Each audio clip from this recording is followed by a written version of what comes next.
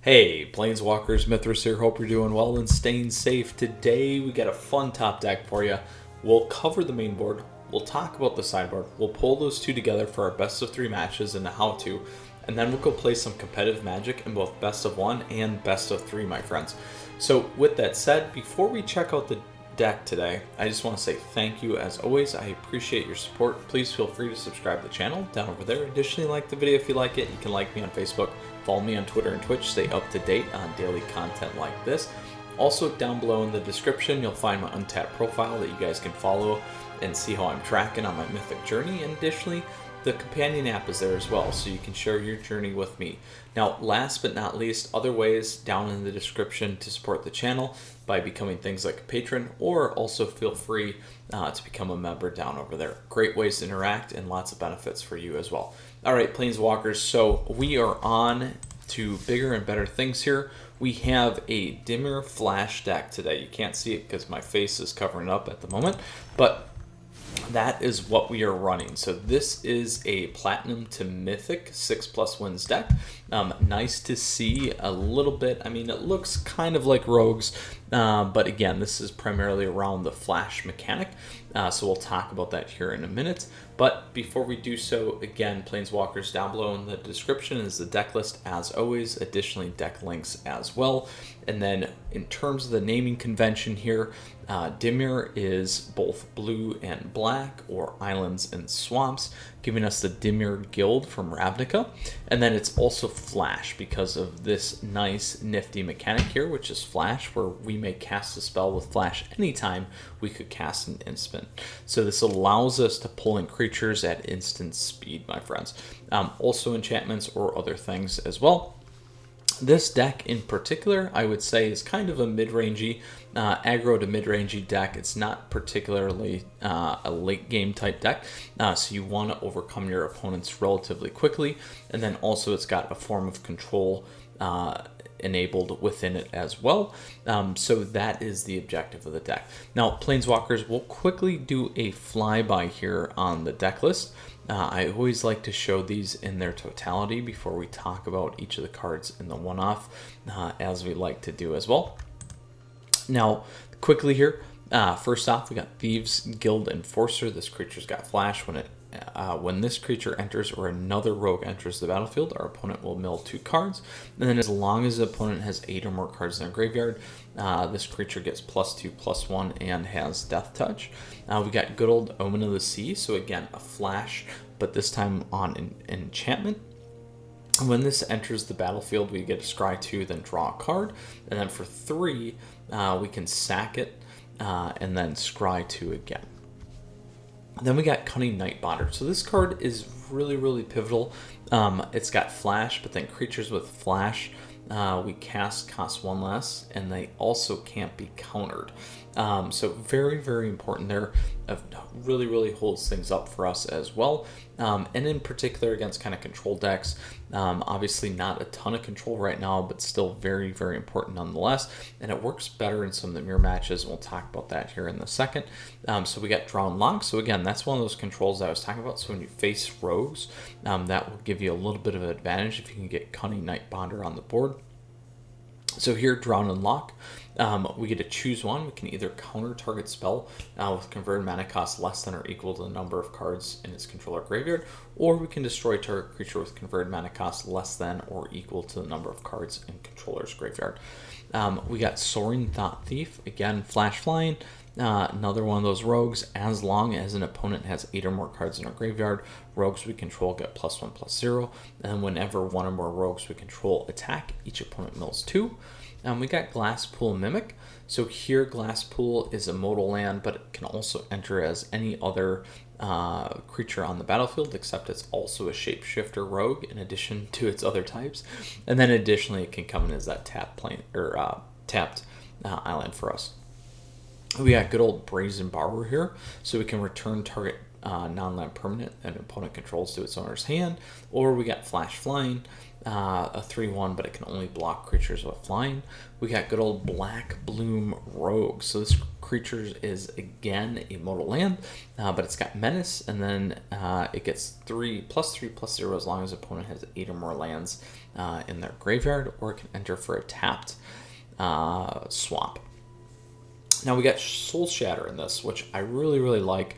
You guys have seen me, I think, first play this in my Soul Time mid-range deck that I did. You guys can check that out. But here, each opponent sacrifices a creature or planeswalker with the highest converted mana cost among creatures and planeswalkers they control. Very powerful, really helpful against things like mono green food. Then we got Slither Wisp. So here we got Flash. Whenever we cast another spell that has Flash, we get to draw a card and each opponent loses 1 life. Now we got good old Agadeem's Awakening. So again, a very powerful modal land here. Now we return from our graveyard to the battlefield any number of target creature cards that each have a different converted mana cost X or less. And then also it can come in as that swamp. It can either come in tapped, or we can pay 3 life to have it come in untapped. Then we got Extinction Event. So we got 3 of these in our deck. Here we can choose odd or even. We exile each creature with converted mana cost of the chosen value, and 0 is even, so don't forget that. Then last but not least, we got good old Xerath. So this deck also runs 3 Xeraths, a Flasher, of course, but then for 4, we can also return an unblocked attacking rogue we control to its owner's hand, put Xerath the Sand Trickster from our hand on the battlefield tapped and attacking, and then whenever this creature deals combat damage to a player, we may put target permanent. So again, any permanent card from that player's graveyard onto the battlefield under our control. So very powerful card. Does a lot of things and works well with the mill mechanic. So here's what we got going on in terms of our land base. We got the modal lands here. We also got the scrying lands, and then the fabled passages as well. You could potentially look at putting in maybe a castle or 2 as well, so that could be a suggestion for you. We are running 16 lands, so it's very aggressive.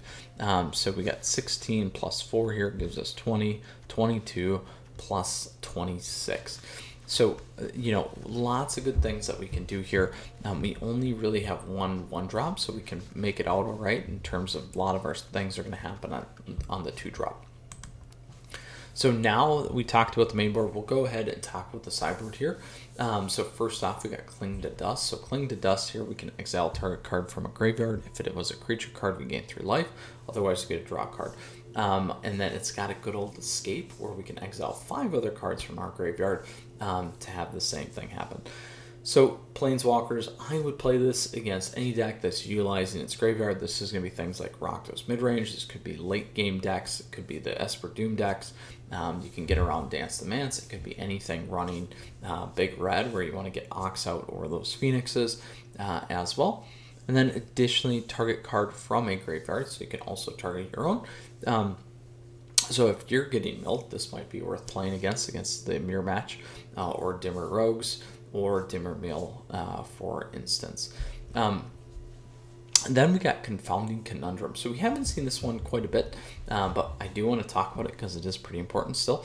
So when it enters the battlefield, draw a card, and then whenever a land enters the battlefield under opponent's control, if that player had another land enter the battlefield under their control this turn, they return a land they control to its owner's hand. So you can still play this to screw up pace against Gruul Aggro decks or landfall decks, something that you can absolutely consider. It's a nice draw card and cantrip if you need. It also works well against the Esper Doom decks. You can put this on, get your draw, and then if they do get Doom on the board, you can obviously sack this first, kind of a thing. So a lot of different areas to play this one. Obviously, I guess from my opinion here, something that you could swap out as well and play something more like a Slip, Mystical Dispute, or something like that as well.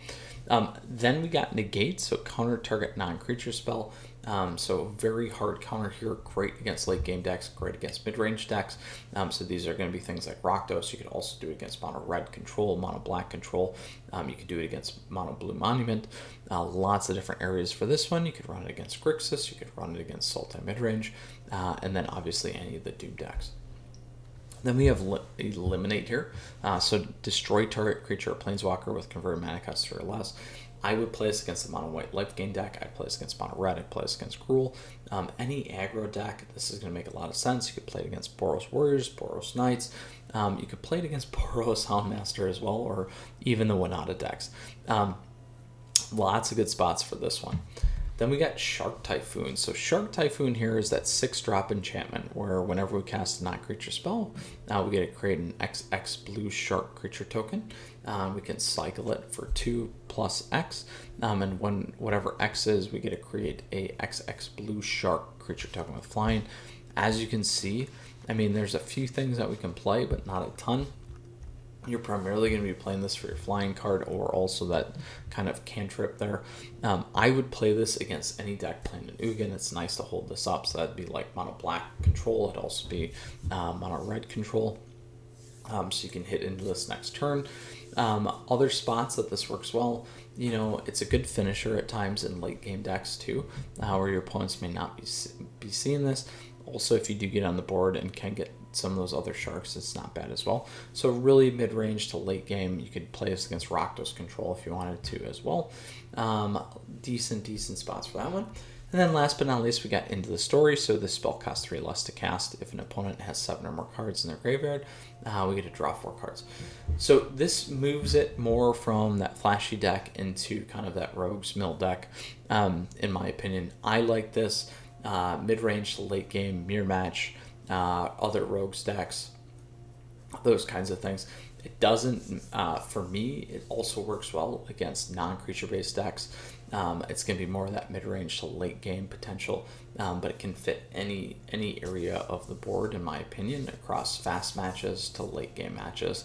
And the refill is really what helps you kind of control, to be honest, and take advantage of the board state. So Planeswalkers, that is the sideboard. Again, if you got questions or comments, let me know down below. We're going to talk a little bit now about how to board from an aggro, mid-range, and late game perspective. So again, from an aggro, it's pretty nice, but I would probably drop in the good old Eliminates, potentially Shark Typhoons here. So let's go 4-5. You're probably going to keep Extinction Event, honestly, because they're going to be creature heavy, where you could look to remove things. You could drop out your one of the Omen of the Sea. You could drop 2 of these guys as well, in my opinion, so that gives you 3. I would keep these. And then Soul Shatter is going to be a little bit better against, honestly, in my opinion, against bigger creatures. So I would actually consider popping that out and putting Eliminate in, just my 2 cents, kind of a thing as well. So that gives you a good spot, 1, 3, 6 potentially, if you go that route, and then if you keep Extinction Event in there. So plenty of things to kind of move around there for your aggro matches. I still like Zereth on the top end. You could consider cutting a Zereth if you wanted to as well. Then we move into the mid-range. Mid-range potentially could be like a Gruul Aggro deck, Selesnya Adventures, those kinds of things, Sultai mid-range, and then also what else do I want to throw in there?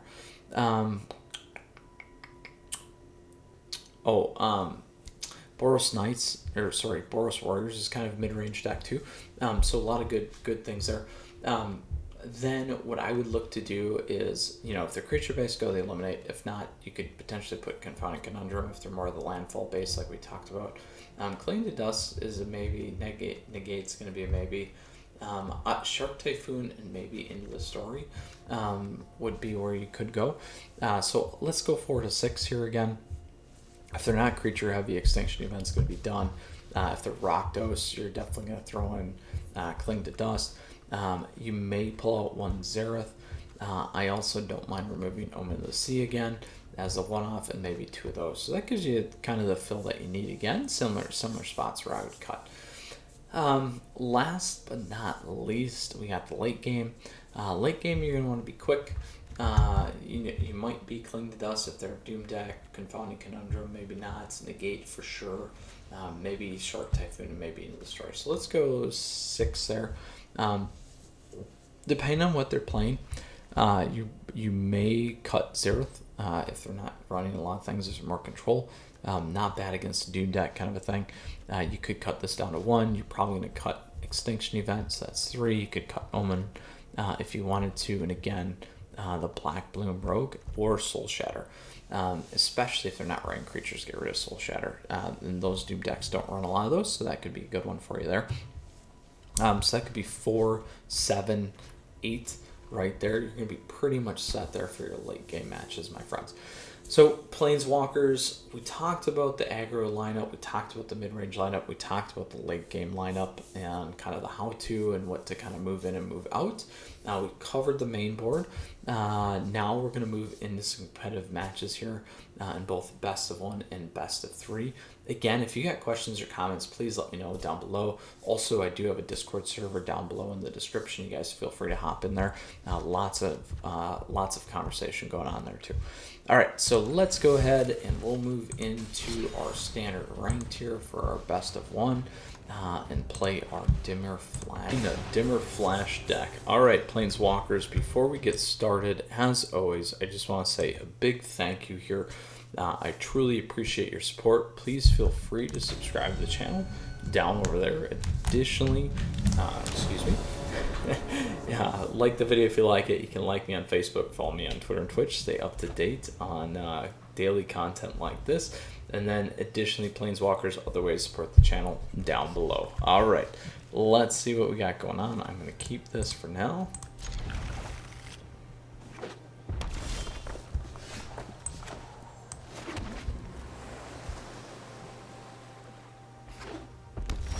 Looks like we got a mono red deck.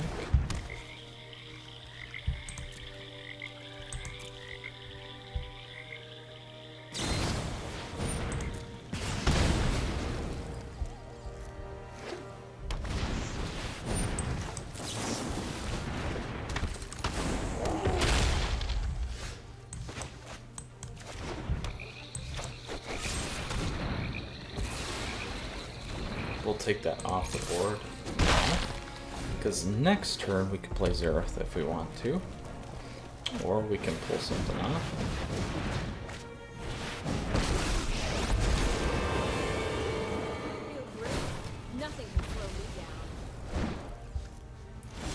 We will take that off as well.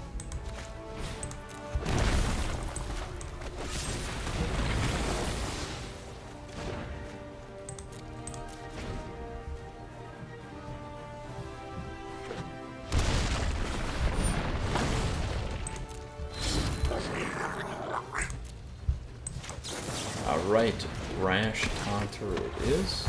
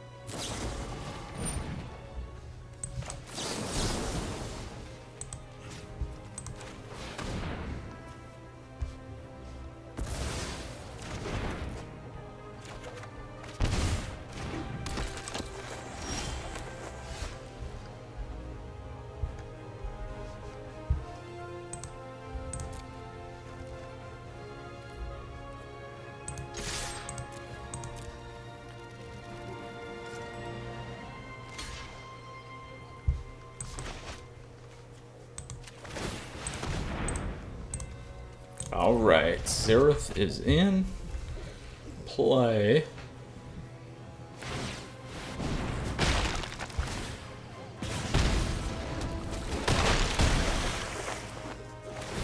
go grab Chandra.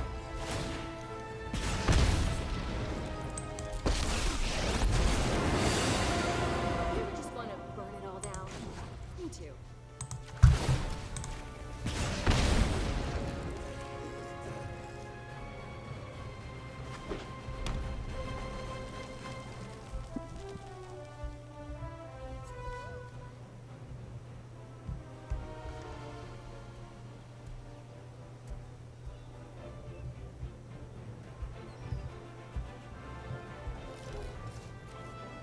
So we'll pump with Brazen. So as long as they don't have lethal here, we should be pretty good, actually.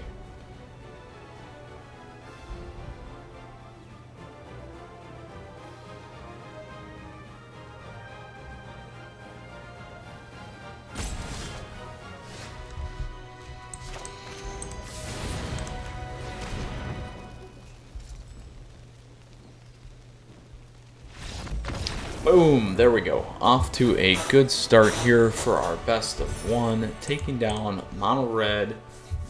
It's a planeswalker slash you guys saw the triple damage deal. I forget what the name of the deck is, but we have not actually ran that one. Alright, on to our next best of one here with our Dimir Flash deck. So we held up well for the first match. Let's see how it goes for our second one. Josh Newcomb 3D. Alright, we're okay on the mana base. Little slow, but I think we'll stick to it, even though we're on the play. Or sorry, on the draw. We'll give it a shot.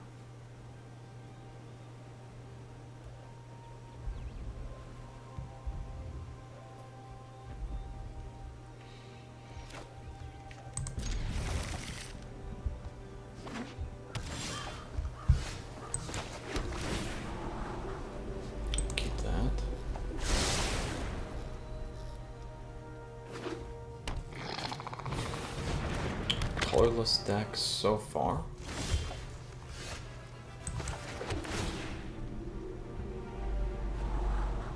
Keep that.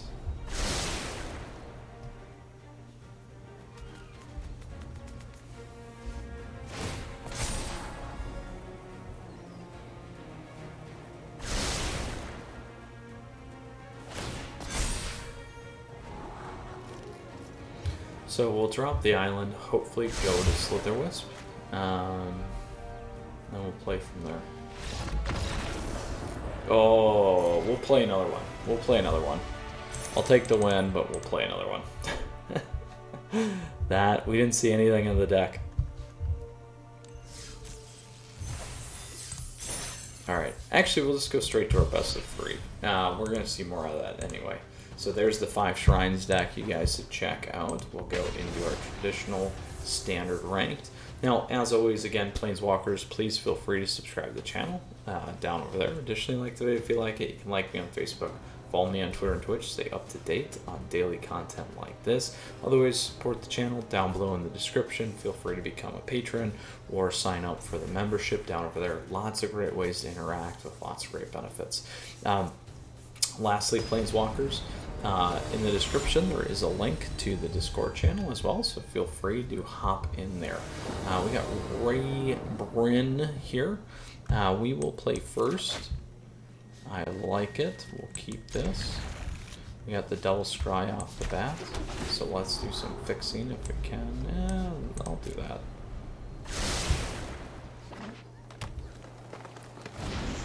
Alright, so potentially a Gruul deck. We'll keep that one too. I don't mind looking.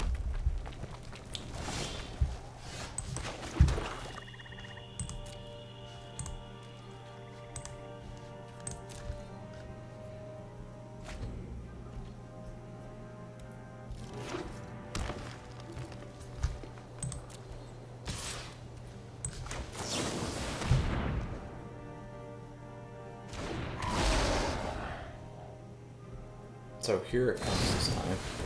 Figured it was there. That's okay.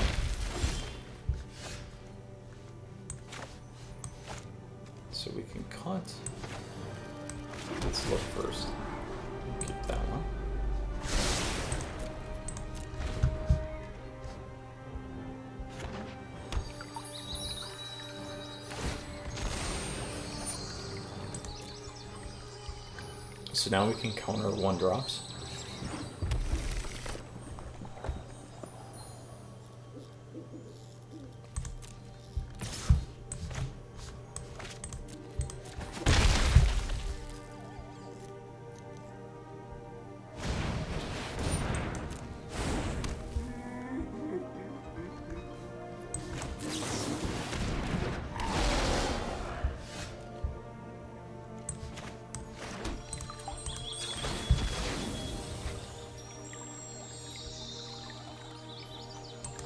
Grab the blue and play this. How's that?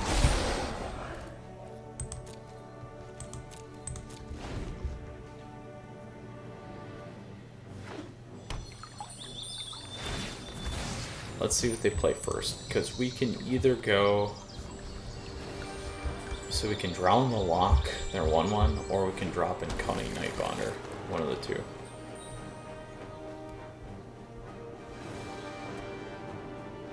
We'll see what they play first.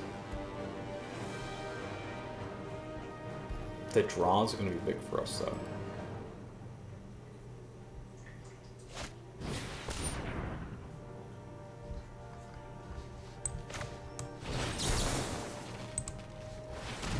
We'll counter it.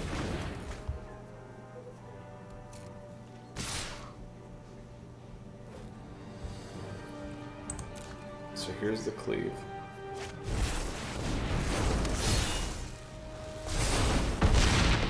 Not at lethal yet, my friends. They only have 3. That's gonna hurt us though too.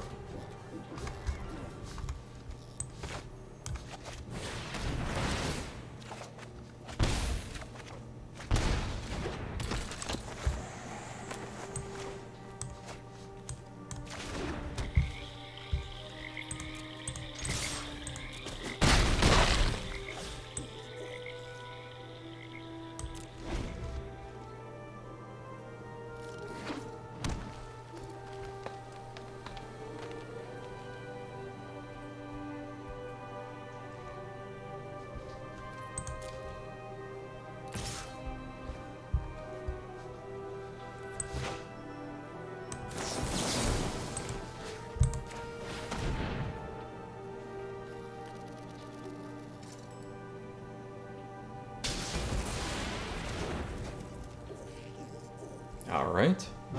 So if they pop the cleave on there, then we can Soul Shatter. Ooh.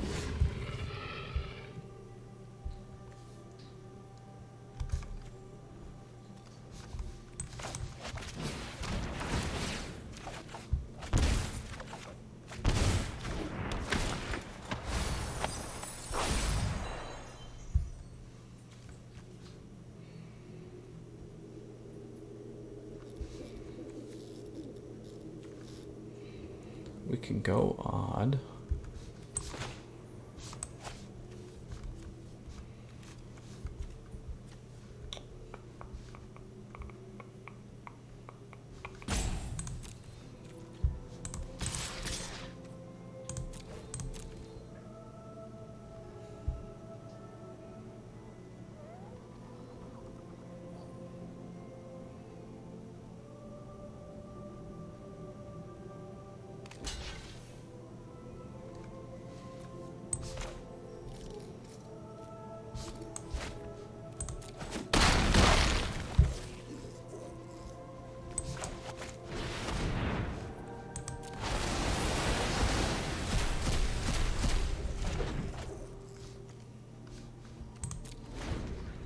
Alright. Try that. We'll see if we can get through.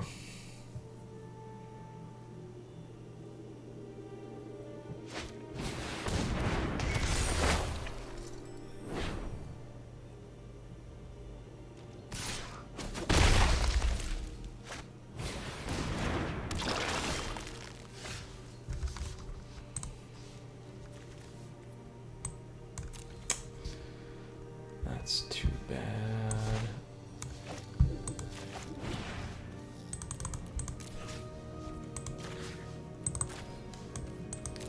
help.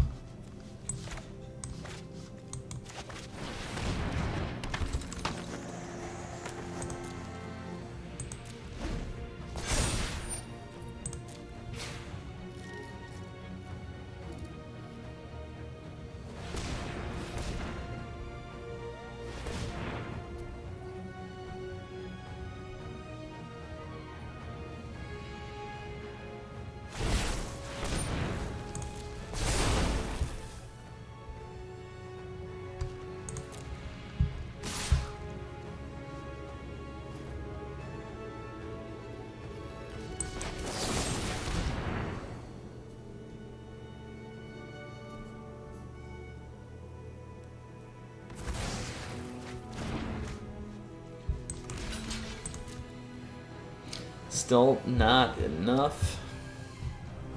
Not much that we could have done there. So let's go into the next one and start our boarding. Just not a good lineup, unfortunately. And this is going to be a tough match. So we will pull in the Eliminates. I'll grab the Cling to Dust. I'll grab the Into the Stories. I also like the Sharp Typhoons. What do I drop? Omen of the Seas I don't need. I'll drop 2 of those. I can pay. Okay, there. That hurt me more than anything, actually. Let's drop 1 of those. So we'll go to 4. Those will help.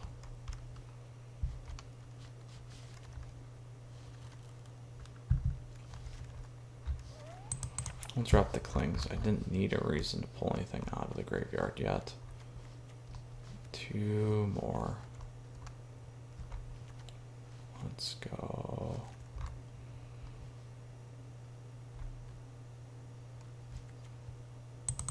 Drop those 2 lands. I think we'll be okay. We'll give that a shot. We'll give that a shot. Alright. Raybrin it is. We'll play first. I'm okay with this.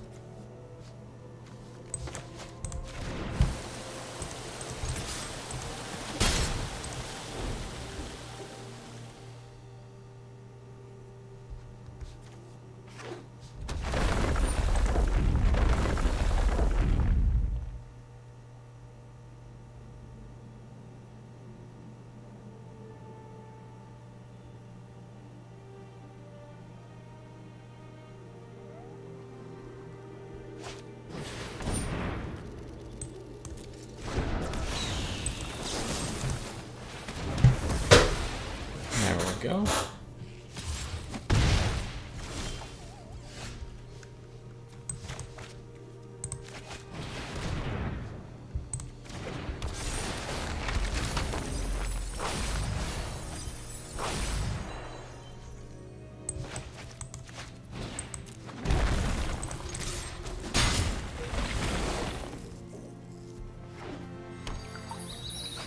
So we got plenty of draw.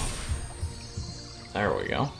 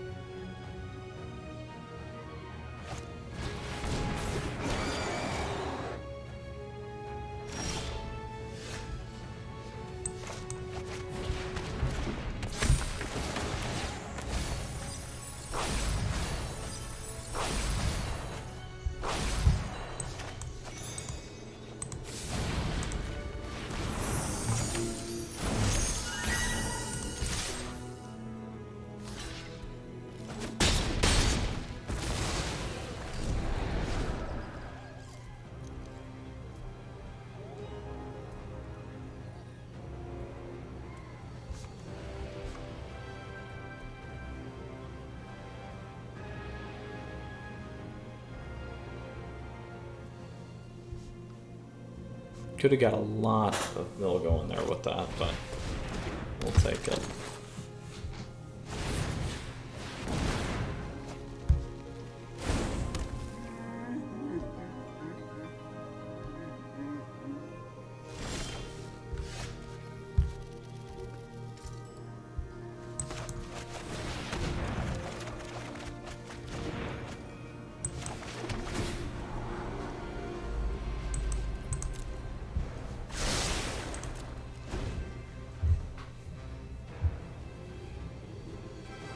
Went a little slow, but I'm gonna try it out here.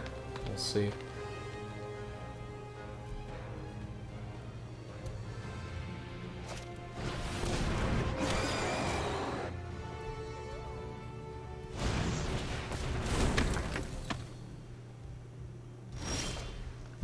Ooh, here we go.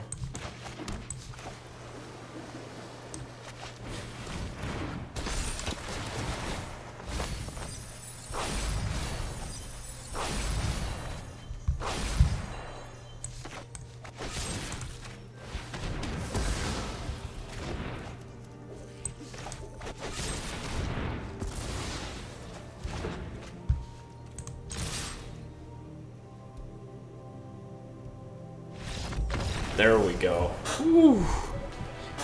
Woo. Against the Gruul Aggro. We will keep that. Alright. So we are on the play. Let's see if we can turn this around with our Dimir Flash deck. Woo. Super nasty there. Very, very nasty. So that's a good thing, showing the Soul Shatter. Kind of getting around that as well. I will keep this. So we'll go 1 here, 2 there.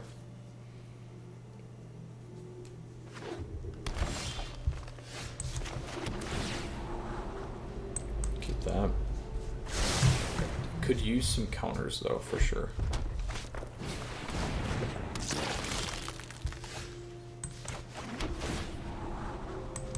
Alright, that's enough of those.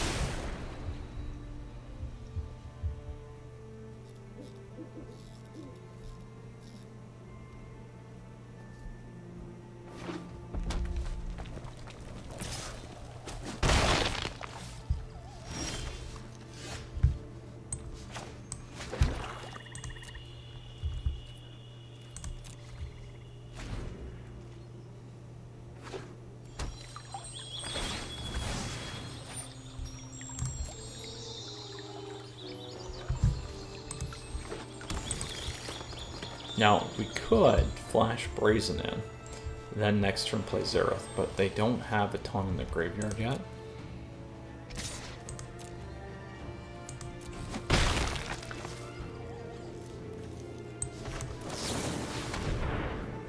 So they're sitting on a bunch of stuff.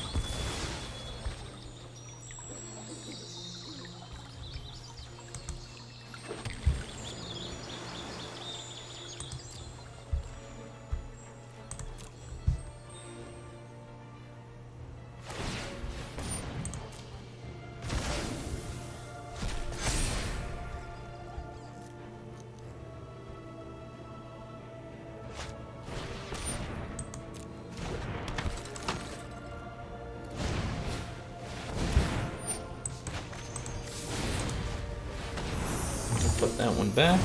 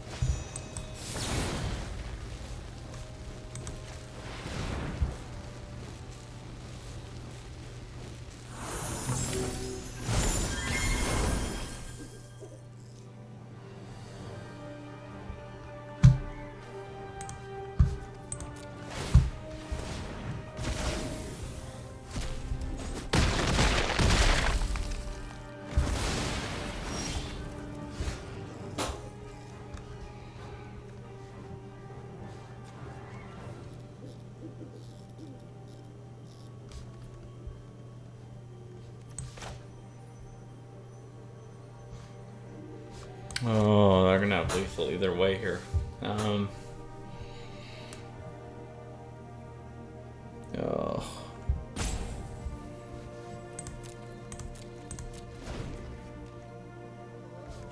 Shoot.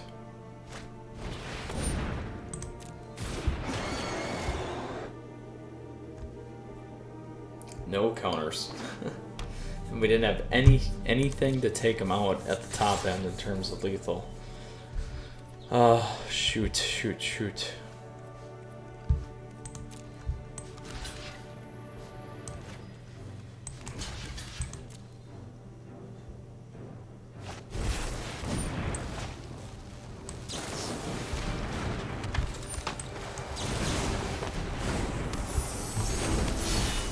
Even if we would have blocked all the way through, we would have been in trouble. They would have got enough damage through. So, bummer. Well, we won the 2 best of 1s. We lost the best of 3. We did go 1 and 2, so not too bad. Looks pretty close to a Rogues deck, obviously, but a little bit more nuanced here in terms of the flash mechanics. In terms of building off that relative to some of the even the early Rogues decks. So let's go ahead here and take a look at it again. This is the Dimir Flash deck, my friends. If you do have questions or comments, let me know down below. Happy to help. Additionally, here's what we got going on once again. And, you know, I liked it. A few things. I mean, it's close to that Rogues deck. Probably, to be honest, better off playing the Rogues deck. But if you want some different flavor or form, this is definitely a nice one to play. So, Planeswalkers, again, as always, huge thank you. I appreciate your support. Please feel free to subscribe to the channel down over there. Additionally, if you like the video, like it, you can like me on Facebook. Follow me on Twitter and Twitch. Stay up to date on daily content like this. Other ways to support the channel, down below in the description. Deck list is available down there as well, along with links for you too. All right, Planeswalkers, I hope you guys enjoyed the Dimir Flash deck. Certainly interesting. Plays on that flash mechanic very well. We just got a unlucky stint there. We didn't have any of the things that we could have used to really play against the Gruul Aggro deck, unfortunately. So, all right, Planeswalkers, with that said, as always, you take care. We'll see you again soon. And until next time, stay tuned, Planeswalkers. Mythras out.